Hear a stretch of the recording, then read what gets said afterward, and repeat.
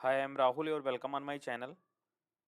आज हम लोग टेस्ट 5 डिस्कस करेंगे for the UPSC vision 2020 vision IAS test 2026 के लिए।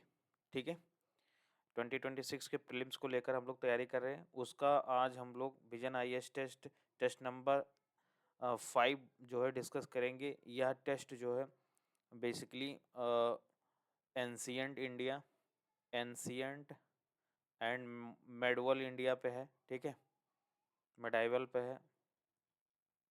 तो चलो स्टार्ट करते हैं। पहला क्वेश्चन है बौद्ध धर्म की जातक कथाओं के संदर्भ में। ठीक है, तो पहला कथन इस कथाओं में बुद्ध के पिछले जन्म की घटनाओं का वर्णन है। यस, इसमें पिछले जन्म के बारे में जातक कथाओं को स्तूपों के रेलिंग्स और तोरण पर चित्रित किया गया है। यस, ये दोनों सही है। ठीक है, जातक कथाएं बुद्ध के मानव और पशु दोनों रूपों में पूर्व जन्मों से संबंधित साहित्य का एक विशाल संग्रह है। ठीक है, जातक कथाओं में जो अक्सर चित्रित की जाती है उसमें छंदंत जातक, पिंदूर पुंडिका जातक, रूर जातक, शिवी जातक, वेशांतरा जातक और शमा जातक हैं। ठीक है, तो ये सब चीज़ें जो है रेलिंग्स पे जो है बनाई जाती हैं। ठीक है, चित्रित किया जाता है इनके जातक कथा यानी कि पूर्व जन्म की बातों को। ठीक है, कहानियों को। नेक्स्ट सेकंड पे चलते हैं।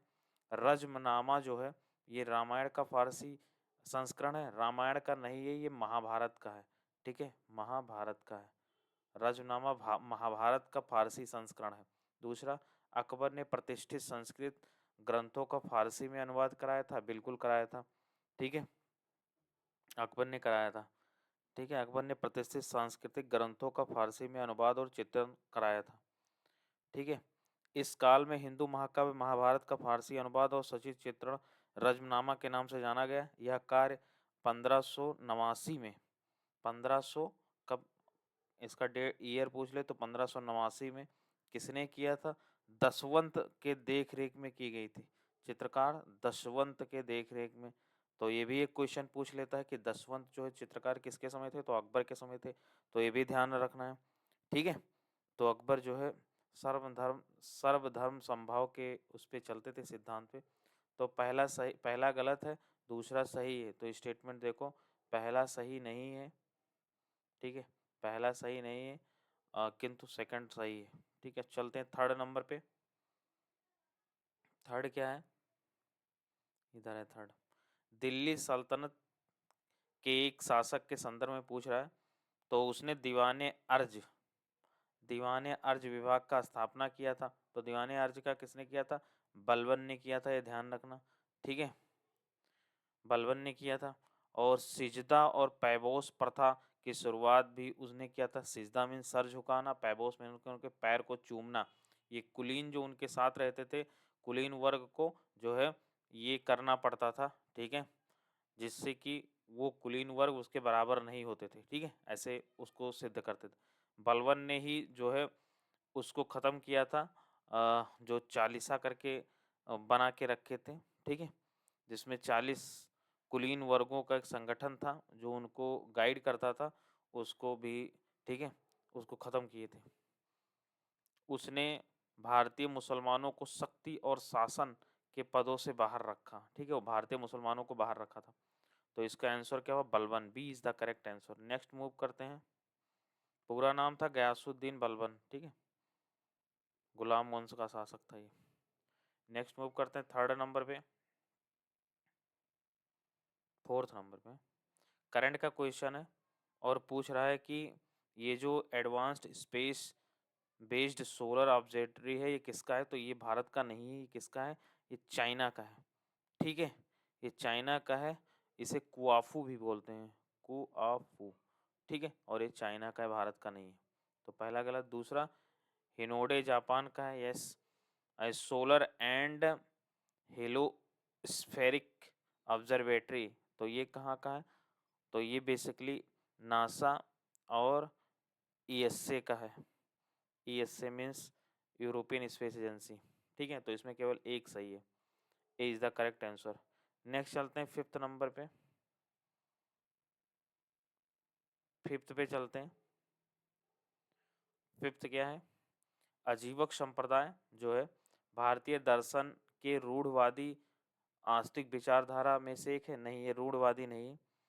आजीवक संप्रदाय भारतीय दर्शन की एक नास्तिक परंपरा है। ठीक है, नास्तिक परंपरा आजीवक संप्रदाय, तो ध्यान रखना, रूढ़वादी नहीं है। दूसरा, मक्खल गोशाल जो थे वो अजीवक संप्रदाय के संस्थापक थे। यस।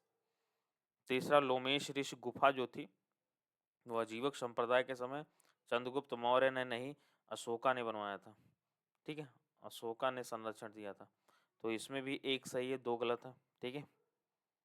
बिहार में गया के निकट बराबर पहाड़ियों पर चट्टान काट कर बनाई गई गुफा को लोमस ऋषि गुफा कहते हैं।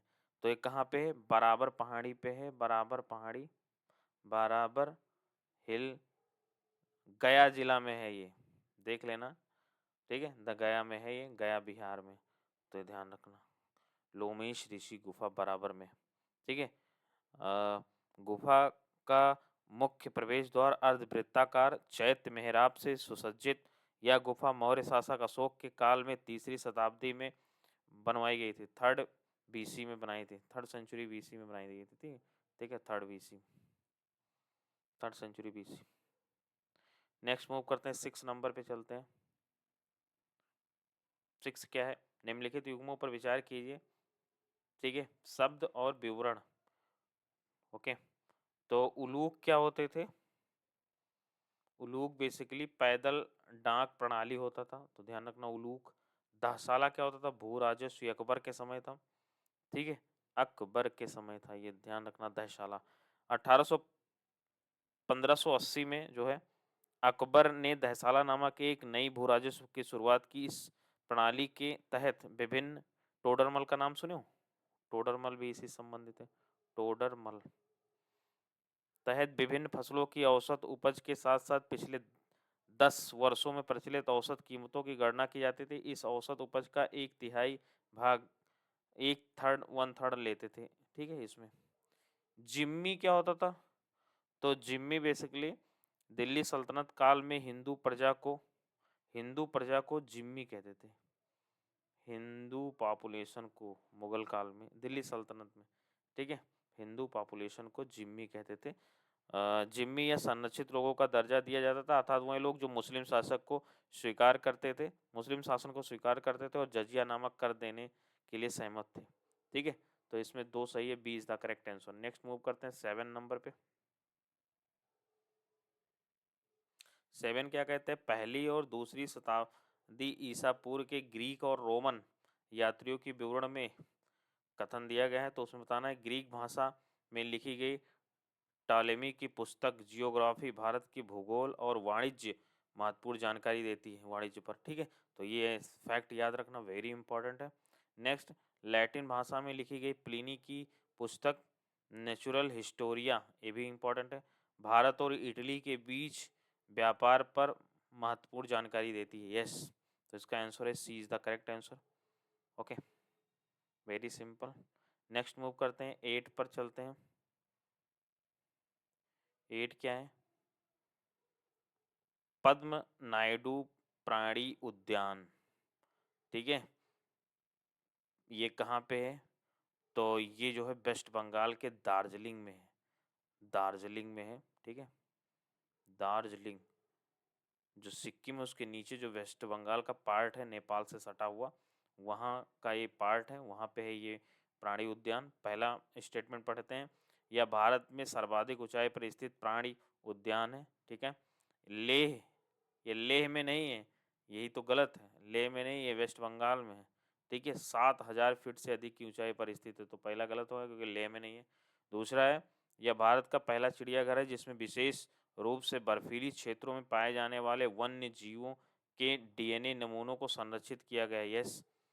तीसरा, इससे अपने संरक्षण कार्य के लिए 2014 में अर्थ हीरोज अवार्ड मिला है। ठीक है, तो इसका सी इज द करेक्ट आंसर हो गया, 8 का सी। नेक्स्ट मूव करते हैं, 9 नंबर पे चलते हैं।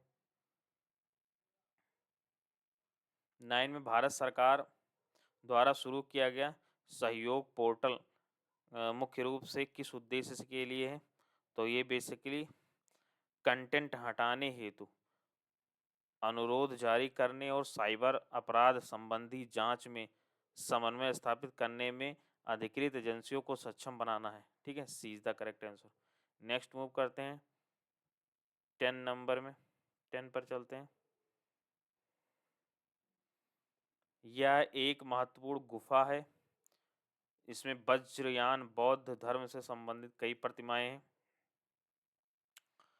बौद्ध गुफाएं आकार में बड़ी और 1, 2 और 3 मंजिला हैं। ब्राह्मणवादी गुफाओं में कई मूर्तियां हैं और रावण द्वारा कैलाश पर्वतों को हिलाने इनमें से एक।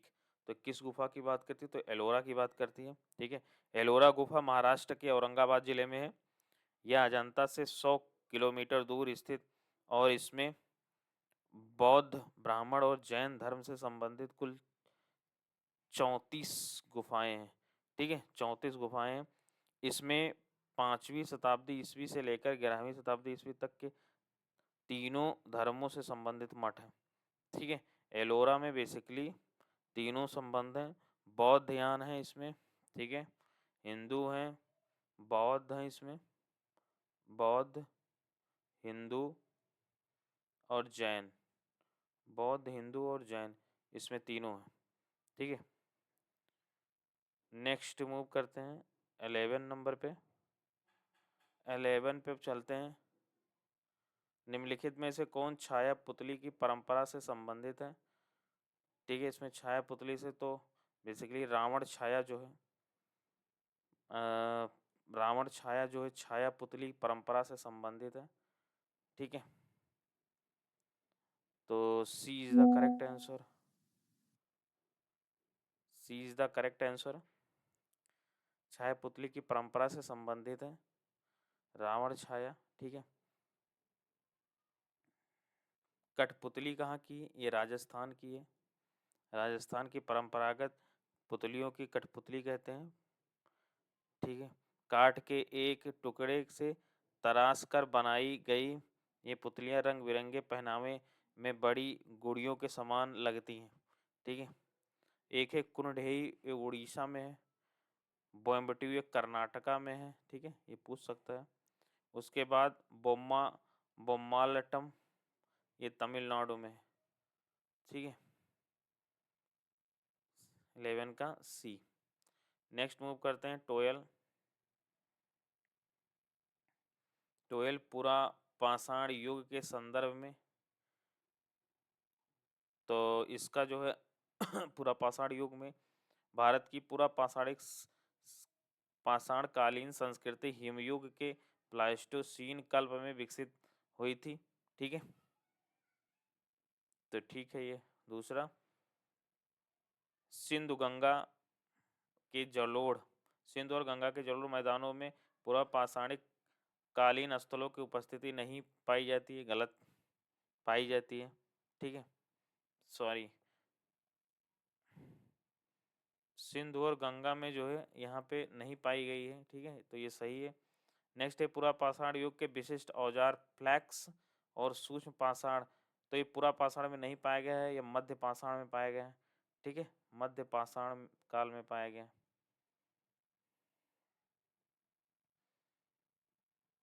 ओके, तो भारत का प्राचीन स्तर युग या पूरा पाषाणिक संस्कृत हिमयुग के प्लेस्टोसीन काल में विकसित हुआ था। प्लेस्टोसीन एक भूवैज्ञानिक युग था जो लगभग 25,80,000 वर्ष पहले से लेकर 11,700 वर्ष पूर्व तक था। यह पृथ्वी के इतिहास का एक भू वैज्ञानिक काल था जिसमें दुनिया भर में बार बार हिमीकरण ग्लेशियन हुआ था। ठीक है, तो इसके बारे में इस समय जो है आखेट और खाद्य संग्रहण करते थे लोग, कंदमूल और फल खाते थे। पशुपालन की शुरुआत मध्य पाषाण काल में हुई थी, इस काल में नहीं हुई थी। ठीक है, जो फ्लैक्स था यह मध्य पाषाण काल में शुरू हुआ था। तो ये सब इसके इम्पोर्टेंट थे। इसका ये इज द करेक्ट आंसर। दो सही है, एक दो दोनों सही है। नेक्स्ट मूव करते हैं। नेक्स्ट है 13 नंबर पे चलते हैं। 13 है जैव विविधता विरासत स्थलों BHS के संदर्भ में। ठीक है, तो पहला है जैव विविधता विरासत स्थल को वन्यजीव संरक्षण अधिनियम 1972 के तहत संरक्षित क्षेत्रों के रूप में अधिसूचित किया जाता है? नहीं, ये जो है जो जैव विविधता एक्ट 2000 है, एक्ट 2000 के द्वारा जो है इसे अधिसूचित किया जाता है। तो पहला गलत। दूसरा, केंद्र सरकार को राज्य सरकार के साथ परामर्श करके बीएचएस को अधिसूचित किया था? नहीं, इस तरह से नहीं होता। बेसिकली जो ये है इसमें जो है राष्ट्रीय जैव विविधता प्राधिकरण एनबीए द्वारा धारा 37 के तहत विरासत स्थलों के चयन और प्रबंधन में राज्य सरकार को सलाह देता है। ठीक है, एनबीए जो होता है वो राज्य सरकार को सलाह देता है इसके लिए। तो दूसरा गलत। तीसरा, कसम पट्टी पवित्र उपवन भारत का पहला जैव विविधता विरासत स्थल है, इसे 2007 में? नहीं, ये नहीं है। बेसिकली ये कर्नाटक के बेंगलुरु में स्थित नल्लूर इमली उपवन, नल्लूर नल्लूर इमली नल्लूर इमली उपवन, ये पहला जो है जैव विविधता विरासत स्थल है, ठीक है, भारत का। इसे 2007 में घोषित किया गया था बीएचएस के द्वारा। तो इसमें कोई सही नहीं है, D is the correct answer. Okay, next move करते हैं। नेक्स्ट 14, भारत के इतिहास के संदर्भ में तो महाजनपद और राजधानी। चेदी की राजधानी विराटनगर नहीं है, विराटनगर मत्स्य की राजधानी है जो कि जयपुर में। चेदी की राजधानी सुक्तिमती है, ठीक है, तो ये भी गलत, ये भी गलत। वत्स की राजधानी कौशाम्बी है, ये सही है, ठीक है। चेदी की राजधानी कौन होगी? सुक्तमती। और वत्स मत्स्य की राजधानी विराटनगर। चेदी कहाँ है? बुंदेलखंड। वत्स कहाँ है? इलाहाबाद क्षेत्र में, प्रयागराज में। तो इसमें एक सही है, केवल एक इज द करेक्ट आंसर, ठीक है। ओवरऑल 16 महाजनपद हैं जिसमें 8 यूपी में है, तो ये भी फैक्ट याद रखना, ठीक है। 8 के नाम देख लेना, ये तीनों, 2 इसमें जो है यूपी के हैं, मतलब से जयपुर राजस्थान का।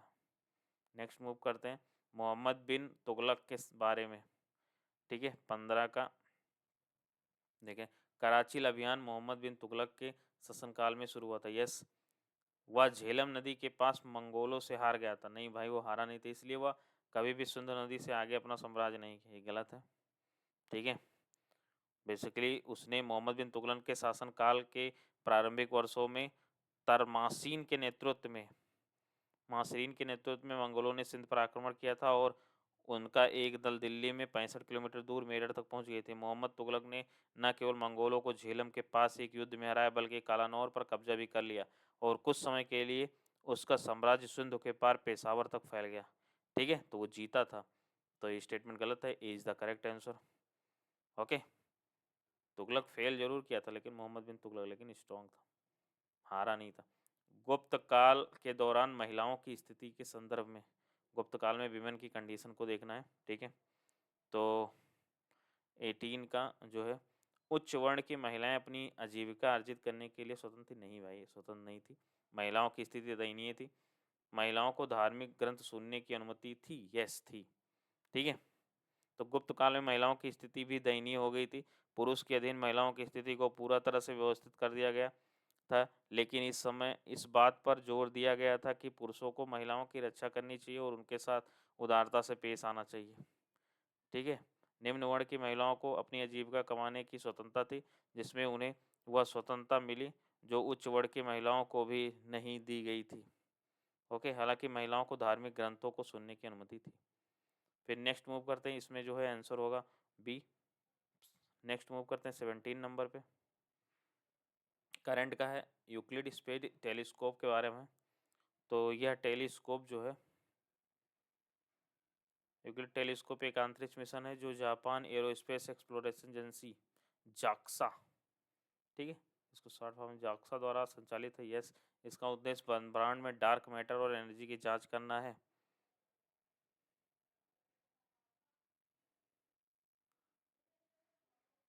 ये भाई जाक्सा की नहीं है, ठीक है, ये किसकी है? ये ईएसए की है, यूरोपियन स्पेस एजेंसी की, ठीक है। तो ये ध्यान में रखना, गलती होगी मुझसे। ये बेसिकली यूरोपियन स्पेस एजेंसी की है, यूक्लिड, यूक्लिड टेलीस्कोप। ओके, दूसरा, ये उद्देश्य ब्रह्मांड में डार्क मैटर और डार्क एनर्जी की जांच करता है। ये सही सही। तीसरा, वायुमंडलीय व्यवधान को कम करने के लिए टेलीस्कोप को निम्न भूकक्षा में स्थापित किया गया। तो थर्ड क्या बोलेता है, थर्ड कहता है कि जो है इससे ये यूक्लिड निम्न बहुपद में नहीं, यह लैग्रेंज L2 पॉइंट पे स्थापित किया गया है। ठीक है, तो ध्यान, ये गलत हो गया, इसका आंसर ये हुआ, only 2 is right. Next move करते हैं, 18 नंबर को देखते हैं। 18 क्या कहता है, कितने कारक मगध को 16 महाजनपदों में सबसे शक्तिशाली बनाने के लिए जिम्मेदार थे। तो कौन कौन से कारक थे, तो महाराजा, महत्वाकांक्षी राजा और मंत्री थे। ठीक है, जैसे कि चंद्रगुप्त मौर्य थे, अशोक थे, बिंदुसार थे, और हर्यक वंश के थे, बिंबिसार, अजातशत्रु, उदयन, ये सब जो थे वो स्ट्रांग थे। ठीक है, सेना में हाथियों की उपस्थिति, यस, और लोक खदानों, झारखंड की लोक खदान जो थी पहले बिहार में था, तो ये सब तीनों स्ट्रांग बनाती हैं। C is the correct answer. Next move करते हैं 19 नंबर पे। 19 है, हाल ही भारत में शुरू की गई DXEDG यानी कि समृद्ध और उद्यम के लिए डिजिटल उत्कृष्टता पहल का उद्देश्य क्या है। तो इसका उद्देश्य बेसिकली, पहले तो ये जानो कि ये जो है नीति आयोग ने जो है इसको शुरू किया है। ठीक है, नीति आयोग ने शुरू किया है, और जो है इसका उद्देश्य क्या है, समृद्ध और उद्यम की डिजिटल उत्कृष्टता का। तो इसका उद्देश्य MSME के डिजिटल रूपांतरण को सुविधाजनक बनाना। ठीक है,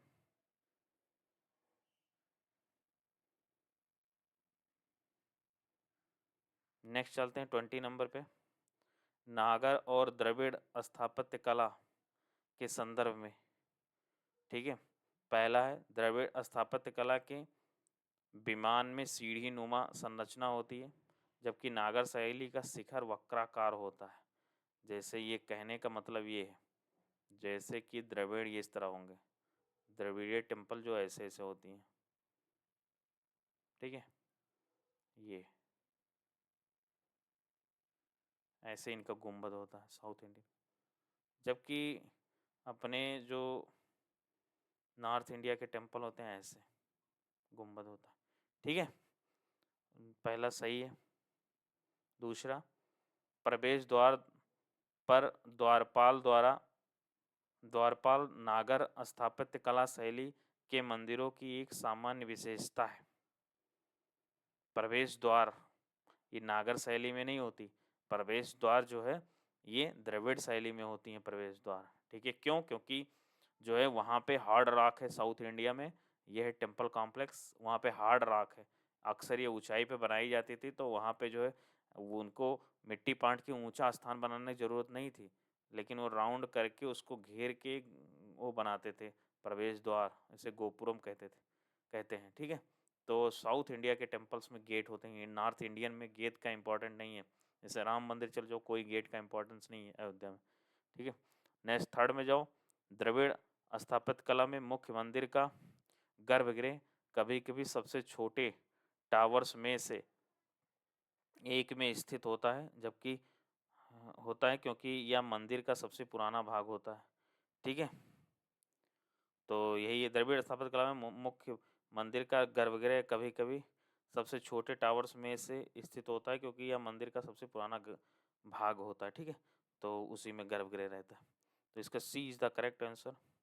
ठीक है, नागर और द्रविड़ शैली very important for the UPSC। Next move करते हैं 21। संगीत शैलियों के बारे में पूछ रहा है, कर्नाटक की शैली के अंतर्गत कौन कौन आते हैं। तो ठुमरी और ख्याल ये दोनों हिंदुस्तानी कला संगीत के हैं, और सुलादी और जाति स्वरम ये जो है कर्नाटक के हैं। तो 2 इज द करेक्ट, B21 का C। इसके साथ ही गीतम, स्वराज, ये सब जो है स्वराजती, ये सब जो है कर्नाटका के हैं। ठीक है, नेक्स्ट मूव करते हैं 22 नंबर पे चलते हैं। 22 कहता है, सातवाहन वंश की स्थापना गौतमीपुत्र सातकर्णी ने मौर्य उत्तर काल में कर्ण वंश को हराया था। कर्ण वंश को नहीं, शक को हराए थे। ठीक है, सातवाहन ईसा पूर्व पहली शताब्दी के मध्य में भारतीय राजनीतिक परिदृश्य में प्रमुख शक्ति बन गए थे। गौतमीपुत्र सातकर्णी को सातवाहन शासकों में से सबसे महान शासक माना जाता है।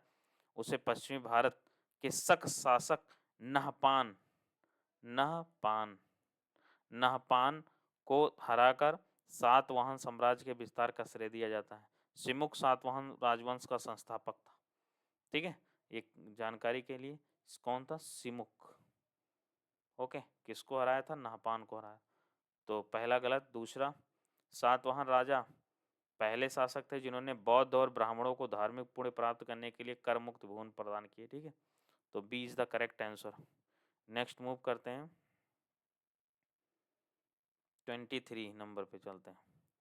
प्रारंभिक मध्यकालीन भारत के संदर्भ में कन्नौज पर अधिकार करने के लिए त्रिपक्षीय संघर्ष में कौन शामिल नहीं था? तो चालुक्य शामिल नहीं थे, बाकी ये तीनों में युद्ध हुआ था, पाल प्रतिहार और राष्ट्रकूट के बीच। ठीक है, गुर्जर प्रतिहार इसमें जीते थे, तो ये भी ध्यान रखना। ओके, नेक्स्ट चलते हैं 24 नंबर पे। 24 क्या कहता है? मुगल सम्राट अकबर द्वारा शुरू किए गए सामाजिक और शैक्षणिक सुधारों के संदर्भ में विचार कीजिए। ठीक है, तो अकबर ने विधवा पुनर्विवाह को वैध बनाया था। विधवा पुनर्विवाह को वैध बनाया था, यस। दूसरा, उसने लड़कियों की विवाह 14 और 16 वर्ष जो है लड़कों के लिए कर दिया था, यस। अकबर ने सती प्रथा पूर्ण प्रतिबंध नहीं लगाया था, जबकि प्रोत्साहन किया था कि इस तरह मारी न जाए। अकबर ने सती प्रथा पर रोक लगा दी थी। अकबर का मानना था कि किसी भी महिला को सती होने के लिए मजबूर नहीं किया जाना चाहिए और उसकी अनुमति केवल तभी दी जानी चाहिए जब विधवा स्वयं अपनी स्वतंत्र इच्छा से ऐसा करने की लगातार इच्छा रखती हो। इससे सती प्रथा पर प्रतिबंध लग गया, न कि वह पूरी तरह से प्रतिबंधित हो गई। ठीक है, तो जो है इसका आंसर हुआ ए। एक और दो दोनों सही हैं। ठीक है,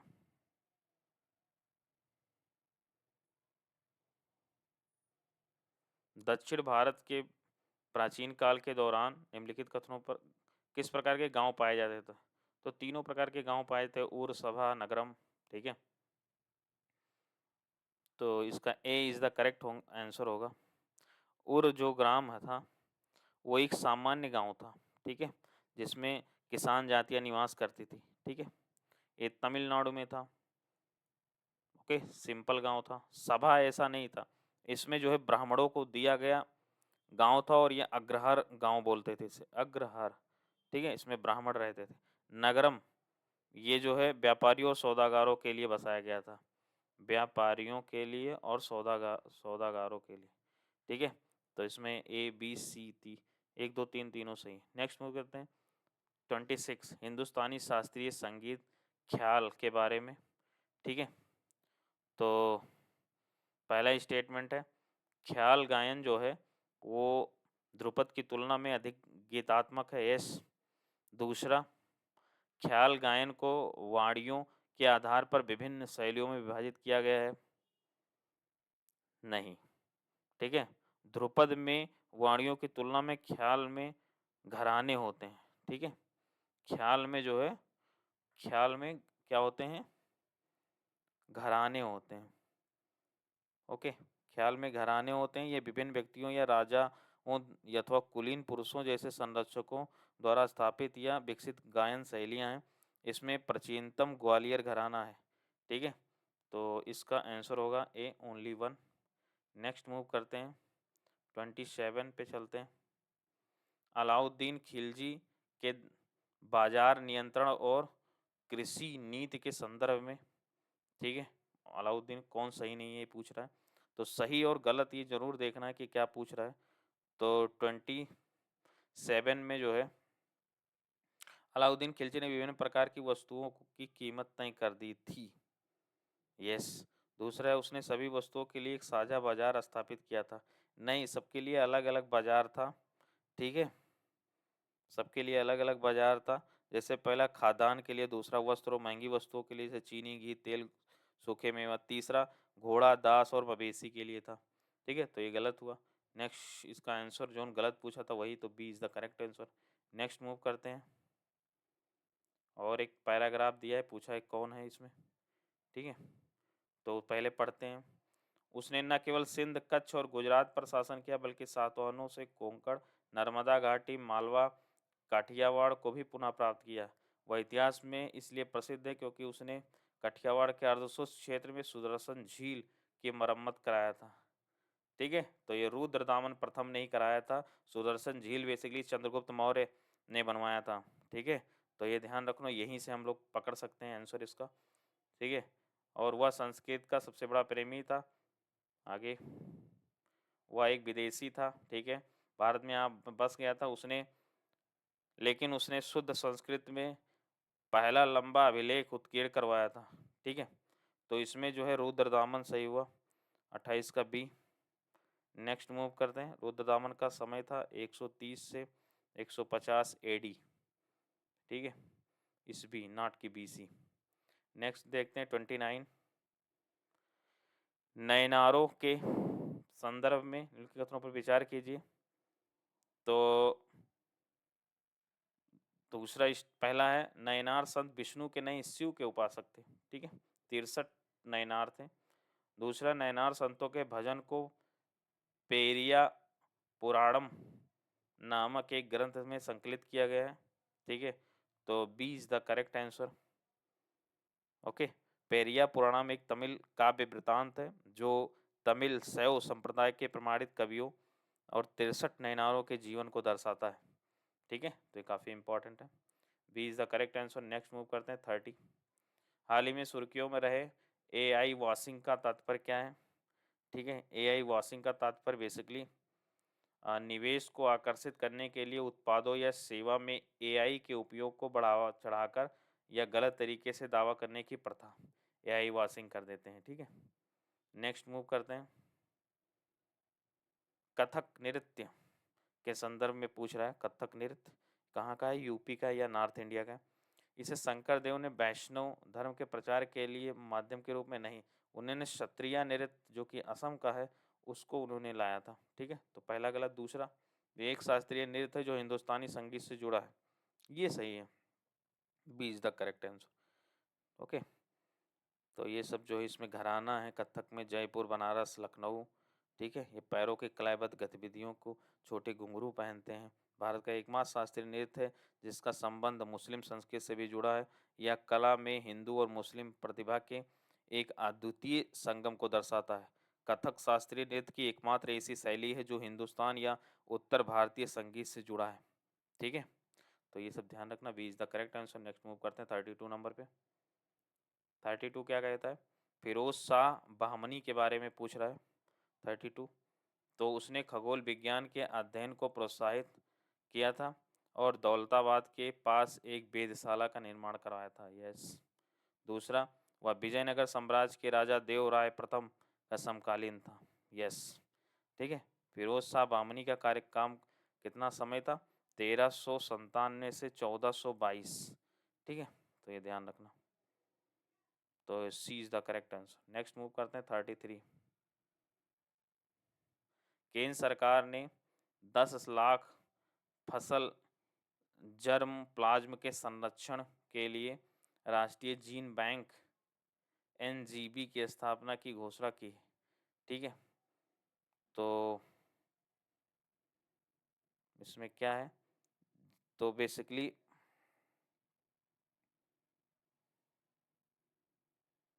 जीन बैंक जैव संग्रहालय बायो और रिपोजिटरी होते हैं जो पादपों, जानवरों, सूक्ष्मजीवों की आनुवंशिक सामग्रियों को संग्रहित करते हैं। यस। ठीक है। दूसरा, यह आनुवंशिक संसाधनों के संरक्षण के लिए भारत का एकमात्र जीन बैंक है? नहीं, इससे पहले पशु gene bank, microbial gene bank, ये सब है। तो अगला, यह प्रबंधन स्वास्थ्य मंत्रालय में नहीं है, ये मिनिस्ट्री ऑफ एग्रीकल्चर में। ठीक है, तो इसमें एक सही है, एक केवल स्टेटमेंट सही है। नेक्स्ट मूव करते हैं और जो है मनसबदारी व्यवस्था को देखते हैं। तो मनसबदारी प्रणाली जो है इल्तुतमिश ने नहीं, ठीक है, अकबर ने शुरू किया था। ठीक है, इस प्रणाली को, तो पहला गलत। दूसरा, इसके अंतर्गत मनसबदारों को अपनी स्वयं की सैनिक शक्ति बनाए रखने की इजाज़त होती थी। Yes, B is the correct answer 34 का। ठीक है, मनसबदारी प्रणाली भारत में मुगलों द्वारा विकसित एक अनोखी प्रशासनिक प्रणाली थी। इसमें मुगल सम्राट अकबर द्वारा डिजाइन और स्थापित किया गया था। ठीक है, मनसबदार का अर्थ उस व्यक्ति से है जो मनसब रखता है, अर्थात कोई पद या रैंक धारण करता है। ओके, नेक्स्ट मूव करते हैं 35 पे। चिश्ती सिलसिला के संदर्भ में निम्नलिखित कथनों पर विचार कीजिए। ठीक है, तो भारत में चिश्ती सिलसिला की स्थापना ख्वाजा माइनुद्दीन चिश्ती ने की थी। एस।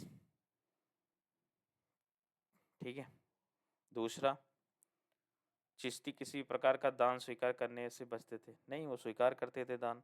चिश्ती सिलसिला एक प्रमुख, चिश्ती नगद और वस्तु के रूप में दान स्वीकार करते थे। वे दान को जमा करने की बजाय तत्काल आवश्यकताओं जैसे भोजन, वस्त्र, रहने के लिए आश्रय और अनुष्ठान आवश्यकताओं पर व्यय करना पसंद करते थे। ठीक है, तीसरा, चिश्ती संप्रदाय आत्म संयम को पूर्ण जीवन जीने में विश्वास करते थे। यस, तो 20 द करेक्ट आंसर।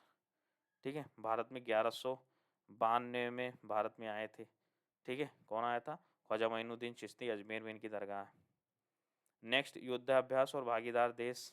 प्रचंड प्रहार, तो ये तीनों सेनाओं की भारत में है, तीनों सेनाओं का युद्धाभ्यास है। ठीक है, तो पहला गलत, दूसरा ये ग्रीस से हुआ था, दूसरा यस, जो इनियो चौस हैं 25 ये ग्रीस से हुआ।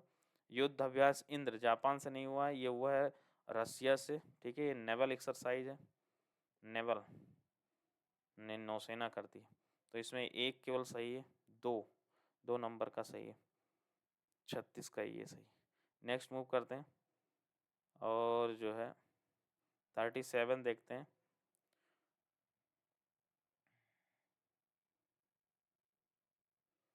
थर्टी सेवन है, भीम बेटका के शैल चित्रों के संदर्भ में।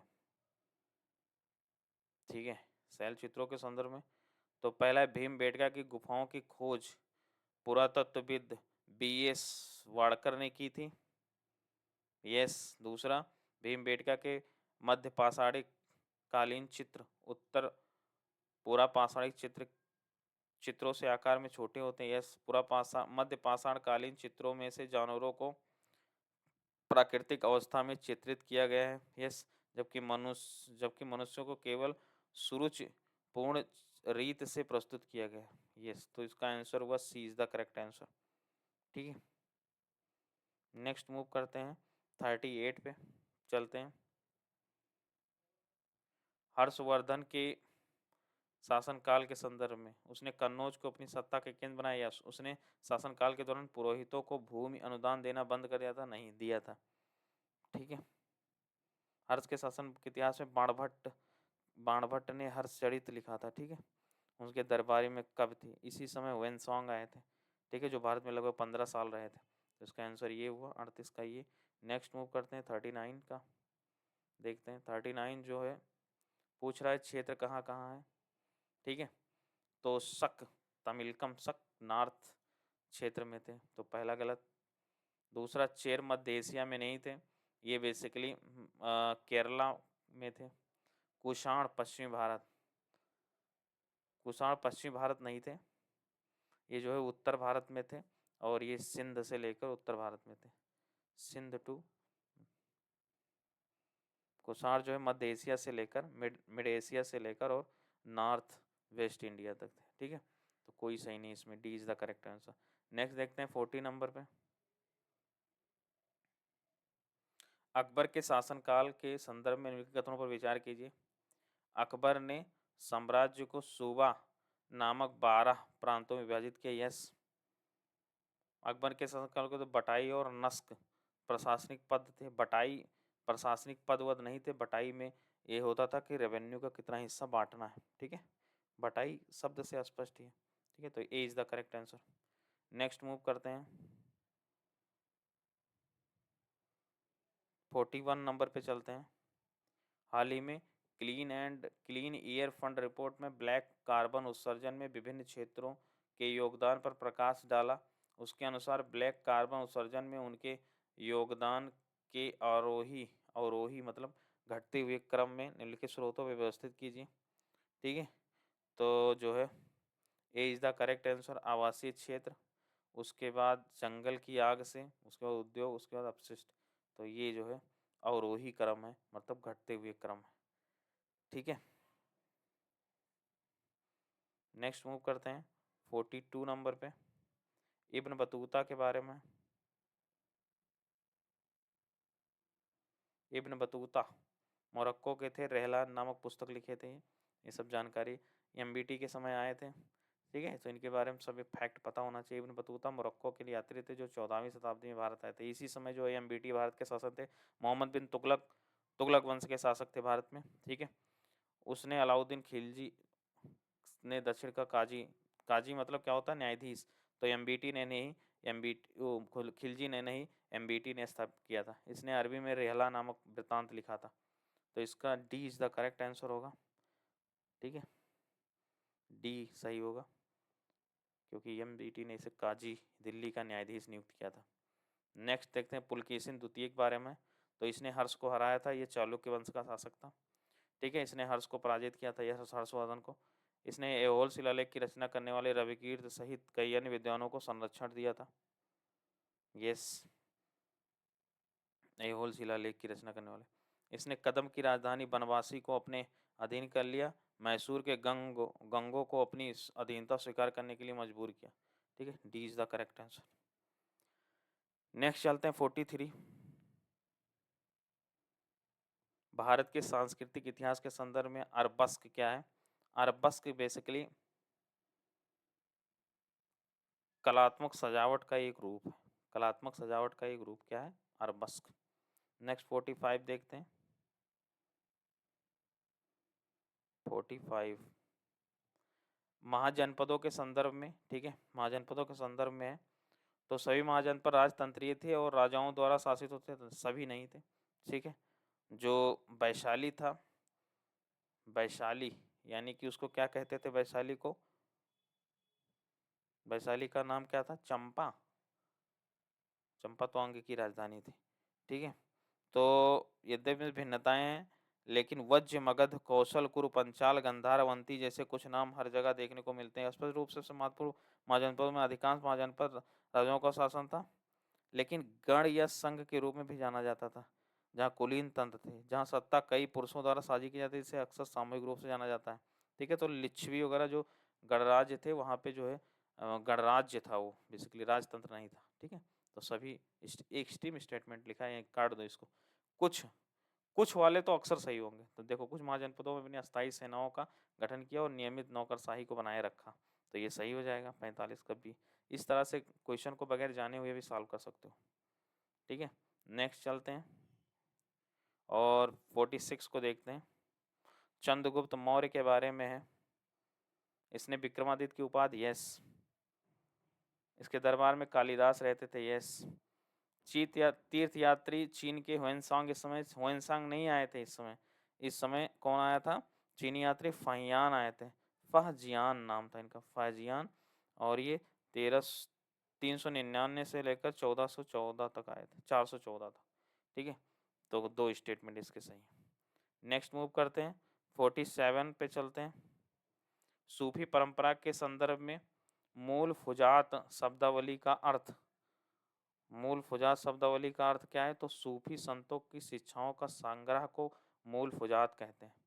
नेक्स्ट देखते हैं 48 नंबर को। कठपुतली के एक रूप में कुंडहेई के संदर्भ में कथनों पर, पश्चिम बंगाल का है ये, तो पश्चिम बंगाल का नहीं है, ये उड़ीसा का है। ठीक है, ये ध्यान रखना, उड़ीसा के स्ट्रिंग कठपुतलियों को कुंडहेई के रूप में जाना जाता है। ठीक है, ये हल्की लकड़ी से बनाई जाती है। दूसरा, ये कठपुतलियाँ हल्की लकड़ी से बनाई जाती है, इनके पैर नहीं होते। ठीक है, तो B is the correct answer. Next चलते हैं 49 पे चलते हैं। मौर्योत्तर काल में मध्य एशियाई शक्तियों के प्रभाव के बारे में पूछ रहा है। ठीक है, तो शक और कुषाणों ने मौर्य काल की तुलना में बेहतर घुड़सवार सेना की शुरुआत की, यस। ठीक है, जैसे जैसे इवोल्यूशन या समाज बदलता जाएगा तो उस समय इवोल्यूशन नया होता जाएगा, तो ये सही स्टेप उन्होंने भारतीय उपमहाद्वीप में बड़े पैमाने पर सोने के सिक्के जारी किए, यस। तीसरा है, भारत में कुषाणों द्वारा शासन की छत्र प्रणाली की शुरुआत की गई। इनके द्वारा शुरुआत नहीं की गई थी। ठीक है, शुरुआत जो है कुषाणों के द्वारा की गई थी। ओके।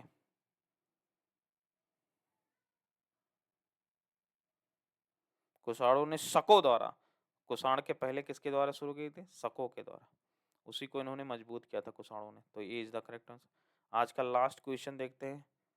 12 अलवारों द्वारा रचित तमिल काव्य संकलन नल ईरा दिव्य प्रबंधन किसके द्वारा अपने वर्तमान स्वरूप में संकलित किया गया है? ठीक है, तो ये है नाथ मुन्निगल। ठीक है, जिसमें जो है तमिल भाषा में और 4000 भक्ति पदों का एक संग्रह है, जिसे 12 अलवारों ने भगवान विष्णु, अलवार कैसे समझे? भगवान विष्णु से मैं भक्ति में गाया था। ठीक है, वर्तमान में नाथ मुनिया नाथ मुंगिल के नाम से जो है 9वीं और 10वीं शताब्दी में बीच संकलित किया गया था। ठीक है, okay then, thank you very much. Next मिलते हैं 51 से लेकर 100 तक इसमें।